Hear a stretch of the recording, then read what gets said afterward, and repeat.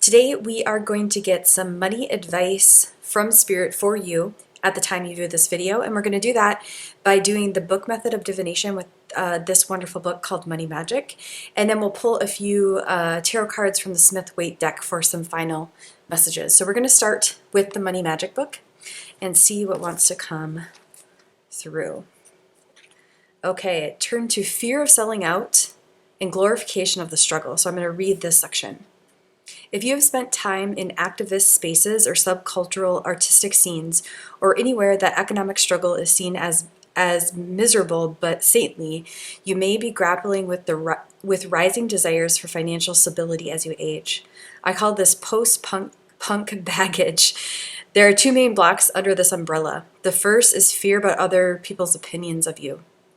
Most people I talk to who are afraid of selling out are mainly afraid of what other people will think of them and how their image will change if they are perceived as caring about money or making money. Usually these folks have decided and reconciled for themselves that they are done struggling and they are ready for more stability and income. They feel clear and grounded in that desire. But there is a huge fear of being perceived as not caring about community, politics, or accessibility, as well as a fear of losing intimacy and connection with the people they care about. Engage transparency and dialogue in order to get ahead of the conversation you fear will tear you down. There are some hard truths here, and one of them is that while it certainly doesn't have to, most of the time becoming more successful does involve some loss of relationships. Let's take a breath on that. Whew, it's true, isn't it? There are people who will not be able to go with you to the places you want to go, and not through your own choice. Make sure that you're acting in alignment with your own values and take your politics with you. Success and money don't change who you are, but they do reveal who you are. I'm going to read that again because I think that's powerful and true. Success and money do not change who you are, but they do reveal who you are. You can't control whether people like or respect you.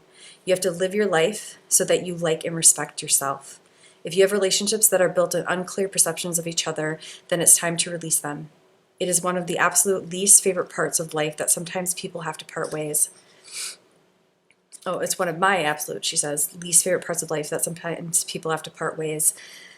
But it is a deeply true one. There are also just flat-out haters, whether they are family or community members or so-called friends, whose own insecurities and jealousy will not allow them to walk with you in success and stability. They may feel judged and implicated by your accomplishments. Confronted by what they themselves want but have not yet achieved. It's always relevant to note that a lot of people who are slinging judgment in the court of opinion about how others are money-grabbing capitalists are not being transparent about their own finances. I feel like I read that weird. It's always relevant to note that a lot of people who are slinging judgment in the court of public opinion about how others are money-grabbing capitalists are not being transparent about their own finances. Just because it's a subcultural perception that the quote-unquote artist class is an economic class, it's not really that there are plenty of people.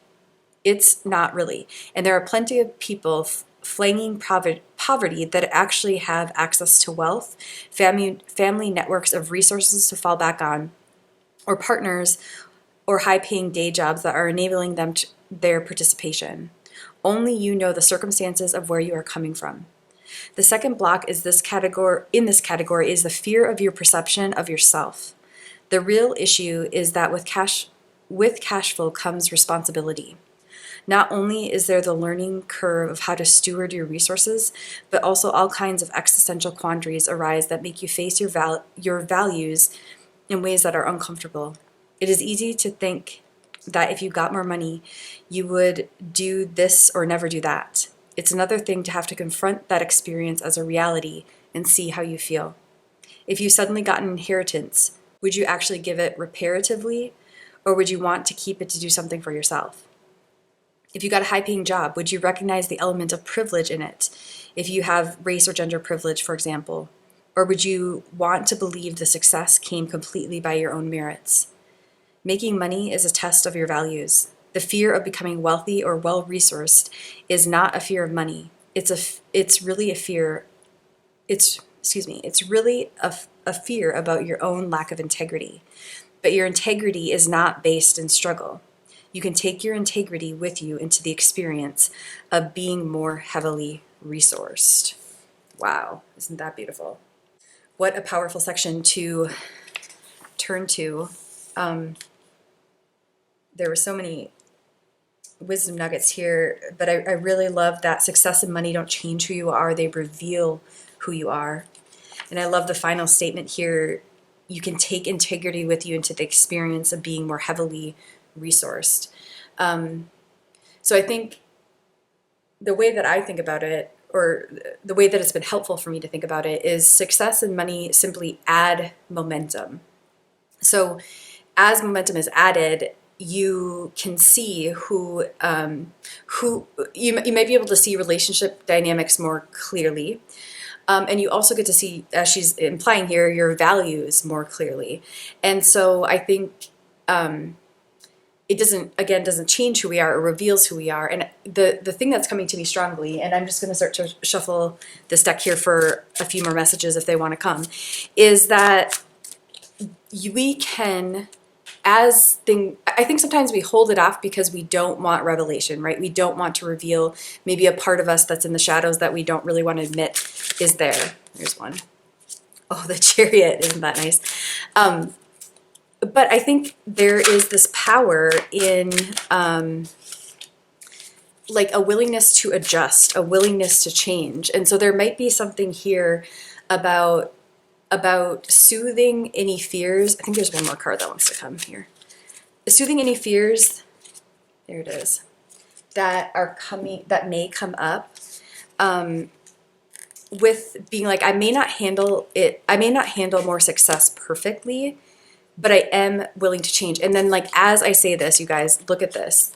This is basically what that is saying. So what came out is the Chariot, the Nine of Cups, and the Hermit. So I think, like, so Nine of Cups is like wish fulfillment, success, emotionally successful. The Chariot is like tangible success, forward movement, and it can be relatively quick too. And then the Hermit is like turning inward and really getting honest with yourself. So I think this is just like it's saying the same thing that has already been said, but in a little different way, which really is, as you move quickly towards more wish fulfillment, meaning more abundance, being more well-resourced, more success, just continue to look inward and make adjustments as necessary. So instead of holding the success at bay, resisting it because you're scared of what it will reveal, be willing to have some things be revealed to you that maybe aren't pleasant. But the only problem with that is when we double down. You know what I mean? When a shadow aspect of ourselves is revealed and then we're like, no, that's not me, or it's fine, that, you know what I mean? But when we're willing to be like, whoa, I didn't realize that about myself or this other person or so on and so forth, and I'm willing to make adjustments, then we don't have to be so scared of the revelations. Do you know what I'm saying? And so there's like this, I think, a willingness to make adjustments as you move towards more success, as that momentum and money and wish fulfillment adds more momentum to who you are. Instead of being so scared about what you see, I think a willingness to see and make adjustments is going to start to dissolve any resistance you have towards more abundance and more success. It's really, gosh, it's just like a really beautiful reading. I love the cohesiveness of it all. And I guess I'm being drawn to a couple more things. One is, like, isn't it interesting? I've never noticed, but in this depiction of the Hermit, which is a standard depiction of it, there's a backwards looking, which I really like in this reading, because I think what that's saying is, you know, we have to be willing to look at past traumas, how the past influences who we are in the present, in order to understand who we are in the present and create who we want to be in the future. And so as things are revealed to you about yourself and about the relationships that you're in, as you're allowing more success and more abundance to flow in, just realize that those revelations are really just pointing you to things from your past that maybe need some processing. And also realize that some of the revelations will be really beautiful. Like, you might be scared you're really just going to become this egotistical monster if you have more success and money. But then, like, you also might find out about yourself that you're way more generous than you thought. Do you know what I mean? And so I think there's just this willingness to, like, find out.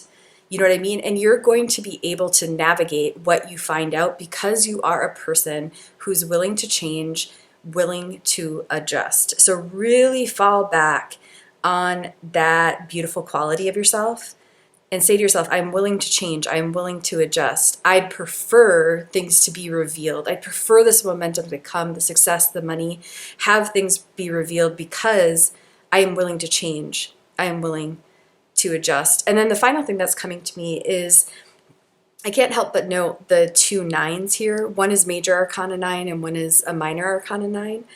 But I definitely get the sense, with 9s, that's kind of like it's getting to the end of a cycle.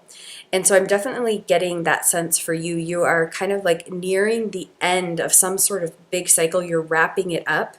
And hopefully that cycle, or I'm going to put it differently, I believe the cycle you're moving into is being more well-resourced, whatever that means for you. And so I think, well, this is a money reading. So tangibly, being more well-resourced in your finances and allowing you to find out, allowing that to be its own inspirational and experimental journey. You know what I mean? Because sometimes we think, oh, we can only find stuff out about ourselves in tough times, right? But it's been my experience, we can find stuff out about ourselves in not tough times too, in well-resourced times as well, right? And so there's like a chapter that you're closing and one that you're moving into, which is like, I want to find out about myself in a well-resourced chapter. I want to make adjustments in a well-resourced chapter. I want to allow revelations in a well-resourced chapter of my life. And so I'm really excited for you. I think this is such a beautiful reading, such a beautiful sign that you are on to something better and that you're willing to use your better for not just yourself, but the good of all. And that, again, doesn't mean that you have to reveal yourself as this perfect, good person right away. But when I say you're going to use it for good, it means you're going to use the revelations that you have. So you're going to notice when maybe you aren't being quote unquote good, right? And you're going to take that as information and make adjustments in your character and in your relationships in order to move towards more truly healthy, joyful living.